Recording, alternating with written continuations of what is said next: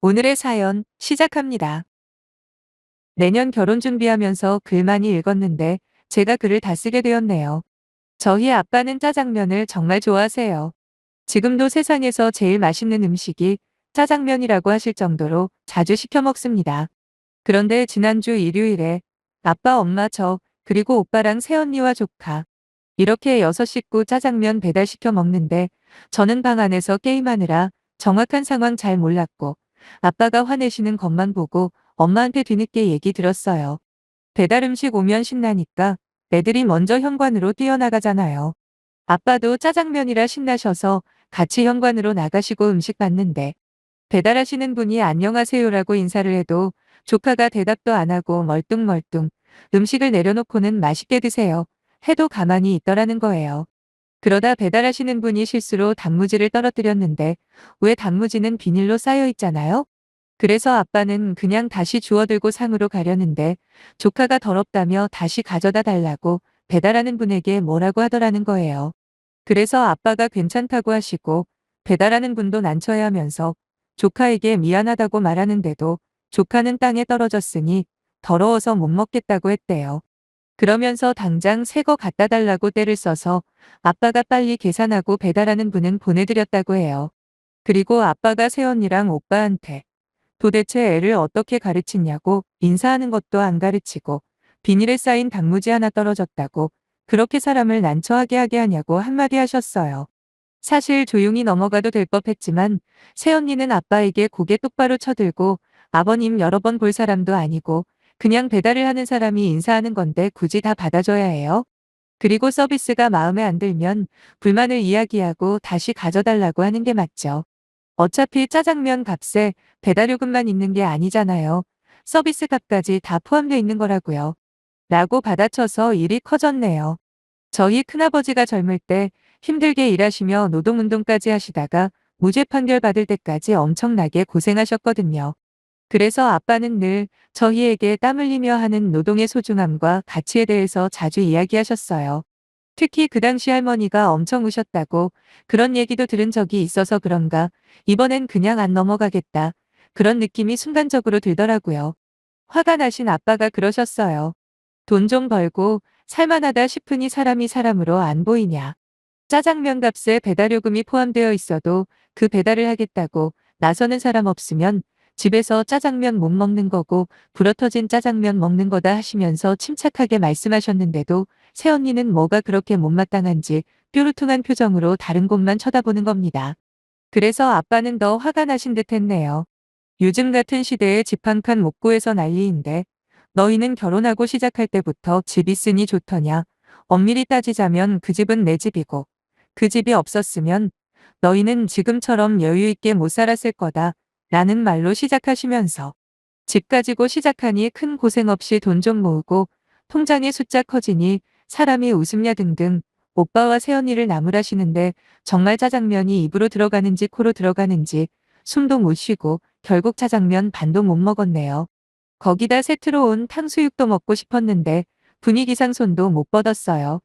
하지만 그런 분위기였는데도 조카 녀석은 뭐가 그렇게 신났는지 어른들은 상관도 안 하고 더럽다고 안 먹는다던 단무지까지 다 먹어치우더라고요. 새언니는 건성으로 내 대답만 하다가 조카가 다 먹은 것 같으니 불쑥 일어나며 죄송한데 그냥 저희 갈게요. 하고 가버렸습니다. 그러다가 오늘 아빠가 폭탄 선언하셨어요. 오빠한테 집 내놨으니 이사 가라고요.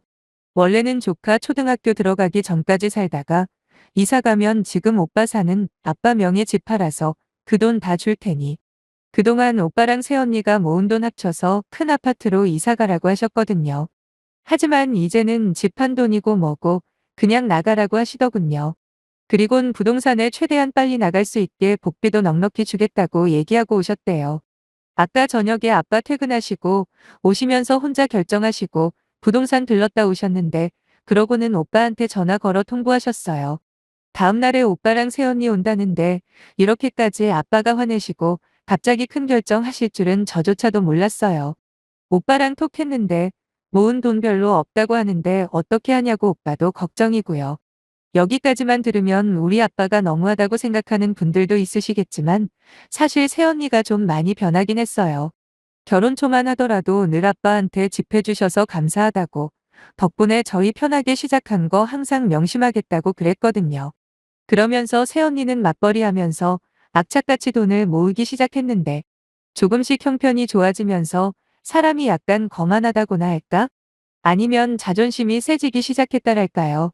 아무튼 제일 눈에 띄게 변한 건 자기보다 강자에게는 여전히 겸손하고 얌전하지만 조금이라도 자기보다 지위가 낮거나 약자라고 판단이 되면 돌변한다는 겁니다. 좀 과장하면 갑질 같은 걸 하기 시작한 거예요. 물론 저희 가족들한테는 안 그랬지만 식당을 같이 가거나 어디 백화점을 놀러 가면 늘 일하는 직원들에게 불만을 쏟아내거나 함부로 대하는 게 보였어요. 저야 뭐 손아래 신우라 뭐라고 하고 싶어도 할 수 없는 입장이라 별말은 못했지만 제 눈에도 아닌 것 같았거든요. 당연히 아빠 눈에는 그런 모습들이 더 잘 보였겠죠. 그러다 이번 일로 이렇게까지 크게 혼을 내시게 되었는데 중간에서 제가 어떻게 해야 할지 혼란스럽기만 하네요. 어떻게 생각하면 새언니랑 오빠가 잘못한 건 맞지만 그렇다고 집을 빼라는 건 좀 너무하다 싶다가도 또 어떻게 생각하면 아빠 말이 틀린 게 하나도 없잖아요. 직업의 귀천이 어디 있나요? 서비스직에 종사하는 분들이 얼마나 많은데 그분들에게 최소한 지켜야 할 선이라는 게 있는 거 아닙니까? 근데 단지 자기가 고객이라고 함부로 대하는 건 정말 아닌 것 같기도 해요. 아니 예전에나 손님이 왕이었지 요즘 어디 그런가요? 다 옛날 말이죠. 거기다 자기 자식한테까지 그렇게 가르친다는 건 정말 심각한 문제 아닌가요? 정말 이러지도 못하고 저러지도 못하고 고민입니다. 현명한 조언 좀 부탁드릴게요. 후기 글입니다. 다른 자극적인 사연들에 비해서 별로 재미도 없고 큰 사건도 없는 사연이라 몇 명이나 읽을까 했는데 생각보다 정말 많은 분들이 읽어주시고 또 의견도 남겨주셨네요. 깜짝 놀랐어요. 그 뒷이야기를 궁금해하시니 일단 이야기해볼게요. 보다 못한 엄마가 아빠한테 그냥 지금 사는 집에서 월세 내라고만 하지 그렇게까지 매정하게 구냐 걔네들이 잘못한 건 맞지만 당신도 좀 심하다고 뭐라고 하셨어요. 하지만 아빠는 안 된다고 돈 없어 집 못 구하는 고생을 좀 해봐야 한다고 하시더라고요. 그래야 지들이 얼마나 복에 겹게 살아왔는지 알고 정신 차린다고 하시면서 뜻을 굽히지 않으셨습니다. 옛날 이야기를 좀 해보자면 원래 저희 집은 광역시 주변에 있었고 오빠랑 저는 광역시에 있는 각각 다른 대학을 다녔어요. 바로 옆에 붙어 있는 지역이긴 한데 교통편도 그렇고 소요되는 시간도 엄청나게 오래 걸려 너무 통학하기 힘들었거든요. 그래서 오빠 군대 다녀오면 오빠랑 저랑 같이 사는 조건으로 학교 주변에 전세 마련해 주셨는데 당시에 꽤 비쌌던 걸로 기억해요. 완전 파격적이었죠. 내부 살림 같은 것도 정말 필요한 것들만 채워주셨어요. 그전에는 집에서 통학하려면 왕복 3시간 가까이 걸렸는데 집을 얻고 광역시 들어와서 통학하니 딱 왕복 1시간 걸리더라고요. 정말 좋았는데 오빠가 졸업하고 저는 아직 졸업하려면 1년 남았는데 혼전임신이라는 사고를 쳐버린 거예요. 아빠가 전세 마련해 주시면서 꼭 필요한 것만 채워주셨고 더 필요하다고 뭐 사달라고 해도 부모님 생각에 꼭 필요한 것이 아니라고 생각하시면 아예 안 사주셔서 틈틈이 제가 알바랑 용돈 모아서 산 것들이 꽤 있었어요.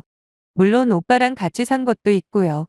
그런데 오빠는 졸업하고 취직하자마자 모은 돈 없이 혼전 임신해서 당장 결혼은 해야 하는데 어떻게 합니까? 제가 나갈 수밖에요.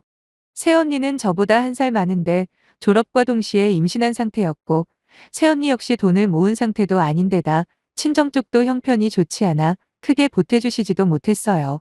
그래서 새언니가 저랑 오빠랑 살던 집으로 들어와 신혼살림 차리고 저는 집으로 다시 들어갔네요. 정말 제 옷이랑 책만 들고 나오고 오빠랑 살면서 마련한 재미있게 산 것들, 예를 들면 미니 화장대 같은 건 하나도 챙기지도 못하고 집으로 들어왔어요. 솔직히 챙겨오려면 챙겨올 수도 있었는데 오빠가 그러더라고요. 새언니 집이 혼수할 형편이 안 되니까 웬만한 건 그냥 두고 가는 게 어떠냐고요. 그때는 얼마나 서러웠는지 몰라요. 그래도 우리 식구들 새언니를 위한다고 스스로 위로하며 100번 양보해서 그렇게 집으로 들어온 거예요. 그런데 아무래도 학교 근처에 있는 전세다 보니 새언니가 교내 커플이라서 주인은도 있고 그냥 살기가 좀 뭐했는지 다른 집으로 옮기고 싶다고 해서 그 전세를 뺀 돈으로 더 비싼 아파트 전세를 알아보길래 오빠한테 한마디 했죠. 지금 전세 빼서 집 사서 갈 돈이 어딨냐. 부모님 생각도 조금 했으면 좋겠다고요. 오빠는 다 생각 있다고 걱정 말라길래 걱정 안 했죠. 아빠는 오빠한테 일단 가지고 있는 2억 넣고 아빠가 모자란 1억은 대출 받아서 그 아파트 마련해 주마. 대신 그 대출 내가 갚아서 넣어주려고 하는 거니까 내 명의로 가지고 있다가 나중에 손주 태어나 학교 들어갈 때 아파트 팔면 다 너희 줄 거다라고 하셨습니다. 그때까지 얼마나 벌 수 있을지 애 키우면서 한번 고생해보고 어느 정도 금액을 모으면 그때 아파트 판 돈 너희 줄 테니 거기에 너희가 모든 돈 합쳐서 이사를 가던 알아서 하라고 그건 너희가 노력한 값이라 인정해주겠다 그러셨어요. 그런 사연이 있었는데 결국 그날 오빠랑 새언니 와서 잘못했다고 빌러왔더라고요. 아빠도 한숨 쉬며 말씀하셨어요. 니들 결혼하는 것 때문에 니 동생 집으로 들어와야 해서 하루에 3시간 왕복하며 학교 다니는데 나도 애비라 가슴이 아프더라. 그래도 딸인데 별 보고 아침 먹고 나갔다가 달 보고 들어와 저녁 먹는데 얼마나 안쓰러웠는지 아냐? 그리고 애미야. 세상에 돈으로 뭐든지 다 할 수 있는 사회가 됐다 한들 자식한테 인사는 똑바로 시켜야 되고 돈 주고 일 시키는 사람이라고 해서 그렇게 막대하는 거 아니다. 거기다 지난번에 명준이 데리고 내려가서 분리수거 같이 하는데 너무 대충 하길래 꼼꼼히 가르쳐 올라왔더니 이상한 얘기를 하더라. 뭐라고 하는지 아니? 대충 해도 된다더구나. 어차피 경비 아저씨가 다시 정리할 거라고 하면서 말이다. 정말 그렇게 가르친 거냐? 라고 아빠가 물어보니 오빠나 새언니나 둘 다 아무 말이 없습니다. 아빠는 또 한숨을 쉬시며 이 세상에 돈만 주면 누군가 그 일을 해주는 사람이 있으니 돈이 사람 위에 있는 것처럼 보여도 나중에 돈을 줘도 그 일을 해주는 사람이 없으면 어찌하려고 사람 귀한 줄 모르냐며 쓴소리를 하셨죠. 그리고 오빠한테 끝으로 한마디 더 하셨습니다. 다른 건 몰라도 자식 교육만큼은 잘 시켰다고 생각했는데 이번 일뿐만 아니라 그동안 쭉 지켜보니 참 실망이 크다고 말이에요. 저도 옆에서 들으면서 아빠가 얼마나 속상해 하시는지 느껴져서 마음이 정말 아팠는데 살짝 새언니 얼굴을 살펴보니 여전히 벌레 씹은 표정으로 있는 거예요. 진짜 답이 없구나 싶었습니다. 저는 처음에 아빠가 그렇게 그냥 겁만 주고 끝내시나 싶었어요. 아마도 새언니나 오빠도 그렇게 생각했겠죠. 하지만 뒤이은 아빠의 말은 완전히 반전이었네요. 그리고 지난번 했던 말은 빈말은 아니다. 지금 당장 집을 내놓기는 했지만 그래도 집이 나가는 데에는 시간이 얼추 걸릴 거다. 지금까지 둘이 모은 돈으로만 해서 전세든 월세든 하는 데까지 해서 구해봐라. 그래도 결혼해서 아이 낳고 산지도 벌써 5년인데 그 정도 얻을 돈은 있겠지. 처음에 약속했던 집 한 돈은 그냥 없었던 돈으로 생각하는 게 맞는 것 같다. 그렇게 알 거라. 라고 하시는 겁니다. 그랬더니 새언니가 갑자기 끼어들며 자기는 못 받아들이겠다고 하면서 아빠에게 처음 해주신다고 하셨으면 주셔야지. 중간에 이렇게 말을 바꾸는 게 어디 있냐고 바락바락 대드는데 저는 새언니가 미친 건가 싶었네요. 이 정도면 제가 너무 아빠 편을 드는 건 아니죠? 아무리 곱씹어봐도 아빠 말이 틀린 게 하나도 없는데 그리고 한두 번 잘못한 걸로 이러시는 것도 아니고 사실 새언니의 저런 모습이 최근 일이 아니거든요. 벌써 1년은 넘었습니다. 물론 중간중간 아빠나 엄마가 조심하라고 충고하신 적도 꽤 있고요. 하지만 귓등으로 흘려듣기만 했을 뿐 나아지지는 않았는데 그렇다고 저렇게 아빠한테 대들 줄은 꿈에도 예상 못했습니다. 옆에 있던 오빠가 놀래서 새언니한테 지금 뭐 하는 거냐 하면서 말리는데도 새언니는 뭐가 그렇게 억울한지 급기야 눈물까지 흘리면서 아빠한테 그러는 겁니다. 언제까지 그렇게 집 가지고 유세 떠냐고요. 손주 생각도 좀 하셔야 하지 않냐. 뭐 이딴 식으로 말을 하면서 아빠를 몰상식한 시아버지 취급을 하는데 진짜 한 대 치고 싶은 거 간신히 참았네요. 한참 난리법석을 떨다 결국 오빠가 아빠에게 알겠다고 그렇게 하겠다고 말씀드리고 여전히 눈물 범벅인 새언니 데리고 돌아갔습니다. 참 가슴이 아파요. 원래 오빠랑 저 어릴 때부터 아빠한테 엄청 많이 혼나면서 자랐습니다.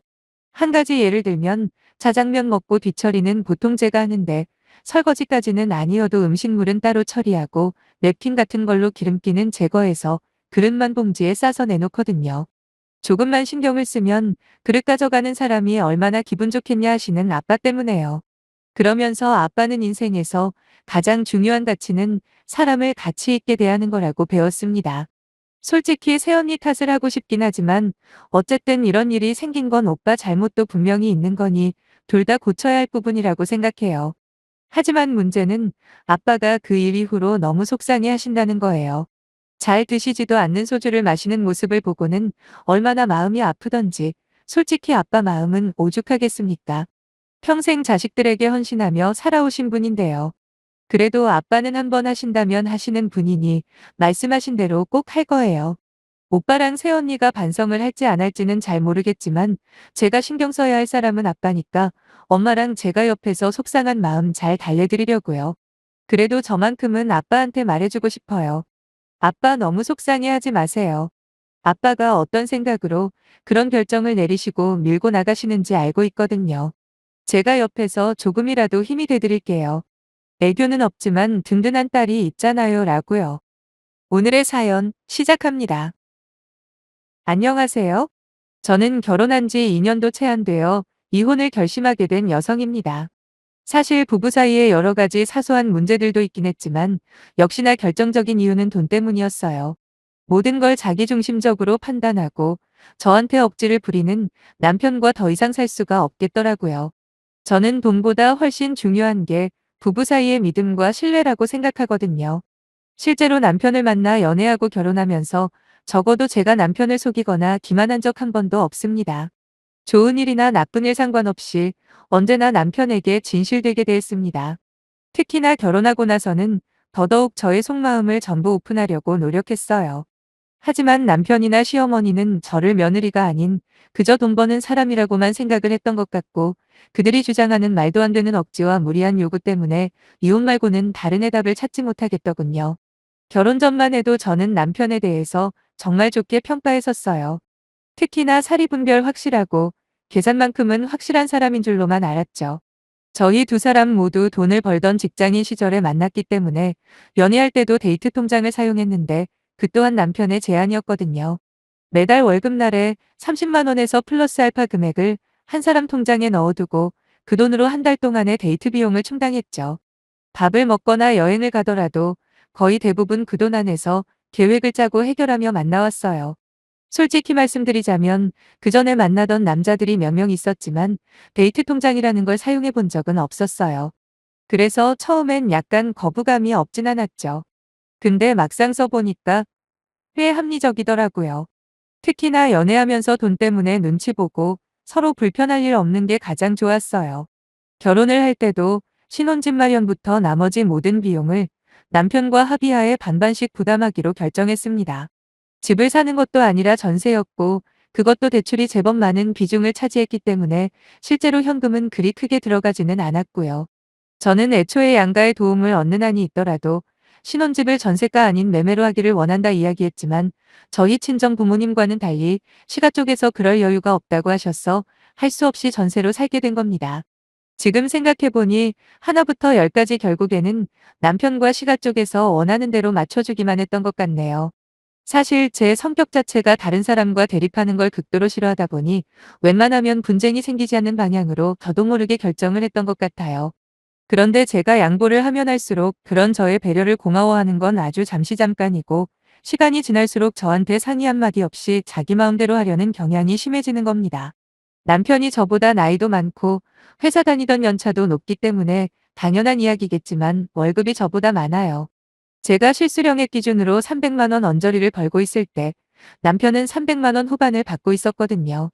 신혼 때만 해도 니 돈 내 돈 할 것 없이 전부 하나의 통장에 돈을 모아서 같이 사용하고 그랬습니다. 남편과 제 용돈으로 30만 원씩 빼놓고 공과금이며 각종 생활비를 제외한 금액은 모두 적금 통장으로 집어넣었죠. 그런데 한 6개월 정도 지났을까 남편이 그러더라고요. 우리가 월급 관리하는 방식이 불합리한 것 같다고요. 본인 생각에는 자기 월급이 훨씬 많은데 두 사람 월급을 한데 모으는 것도 불만이고 저와 남편의 용돈이 똑같은 것도 아닌 것 같다고 말이에요. 월급이 거의 100만 원이 차이가 나는데 우리 돈을 한 통장에서 관리하는 게 맞냐고 하면서 자기는 손해보는 느낌이 너무 강하게 든다는 거예요. 그럼 집안일도 공평하게 반반씩 하느냐라고 묻고 싶었지만 바보같이 참았습니다. 대신에 돈 적게 번다고 눈치 주는 것 같길래 더럽고 치사해서 그날부로 돈 관리는 각자 하기로 결정했습니다. 그때까지 모으고 있던 적금도 바로 은행 가서 해지하고 남편이랑 제가 월급 받는 비율대로 정확하게 따로 나눠서 가졌어요. 그리고 공동생활비 통장을 하나 만들어서 생활할 때 필요한 돈은 한 달치를 미리 계산해서 남편과 반반씩 넣고 생활하기 시작했습니다.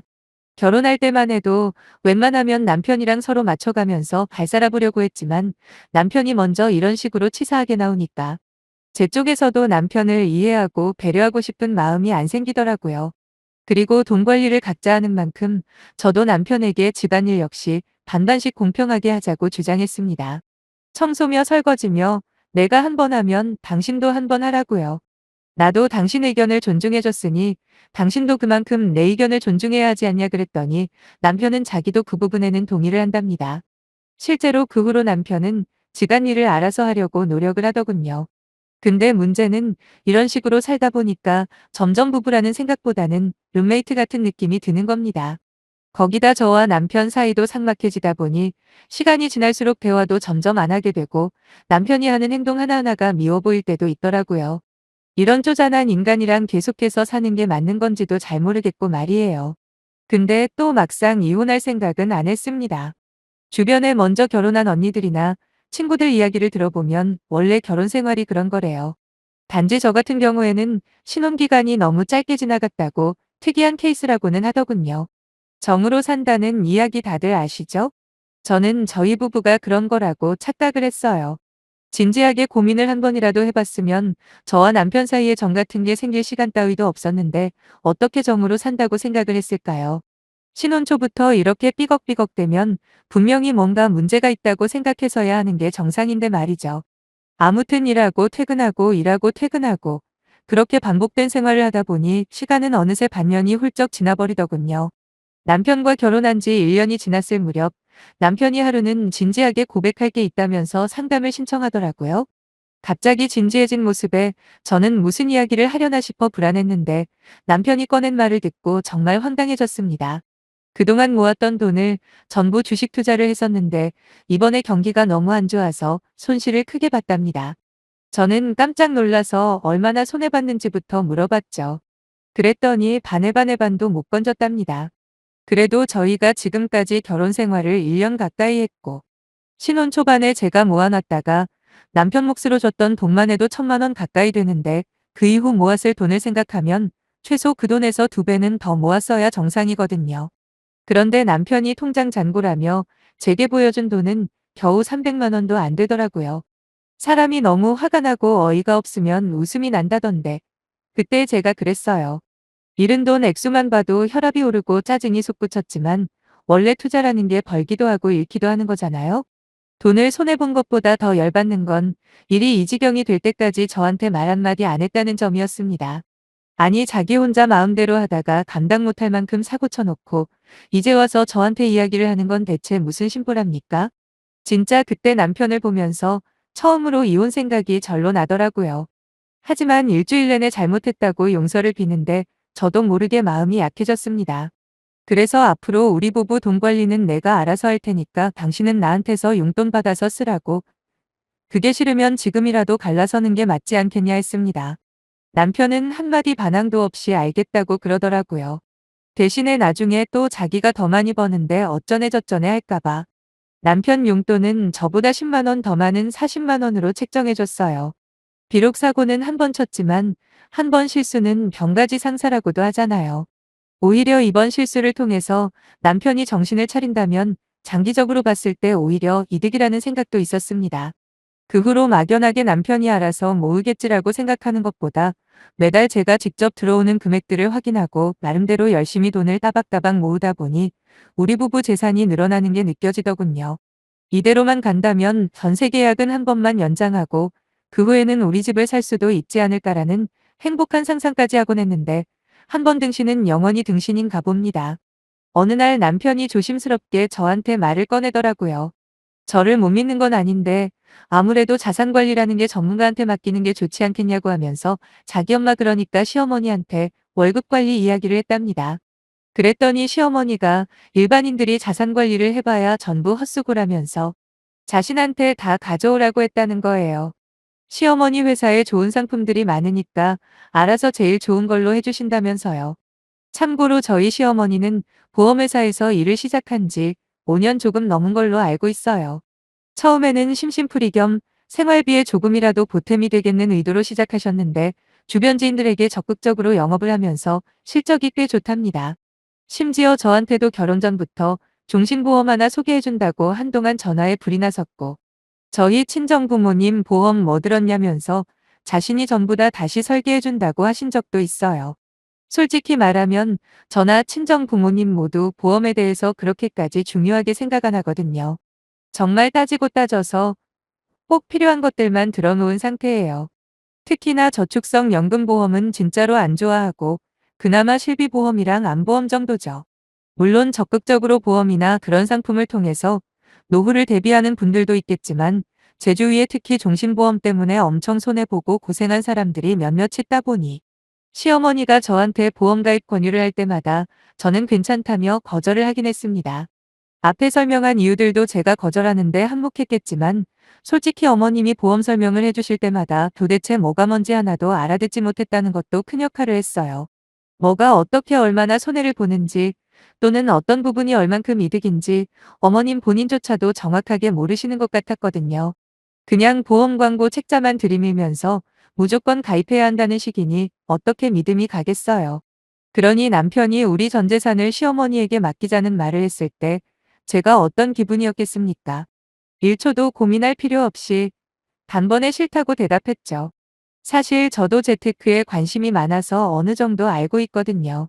나름대로 책도 많이 읽으면서 공부도 하고 있고 특히나 경제 뉴스는 빼먹지 않고 챙겨보면서 요즘에 제일 관심거리가 재테크입니다.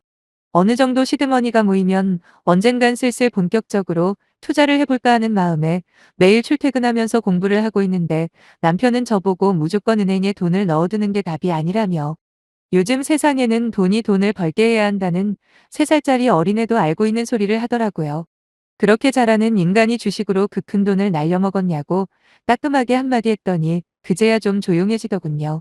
쓸데없는 소리 하지 말고 우리 부부 돈 관리는 내가 알아서 하겠다고 했습니다.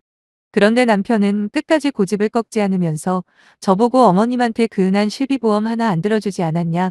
그러니까 가서 한 번만 설명이라도 들어보잡니다. 뭐 들어보는 거야 돈 드는 것도 아니니까 한 번 오시라고 하라 했죠. 며칠 후 어머님께서 저희 집에 직접 찾아오셨고 안내 책자와 팔플렛을 들고 입에 침을 튀겨가며 열심히 설명을 하시더라고요. 하지만 저는 처음 1분이 지나면서부터 어머님의 말을 한 귀로 듣고 한 귀로 흘려버렸습니다. 길게 들을 가치도 없었거든요.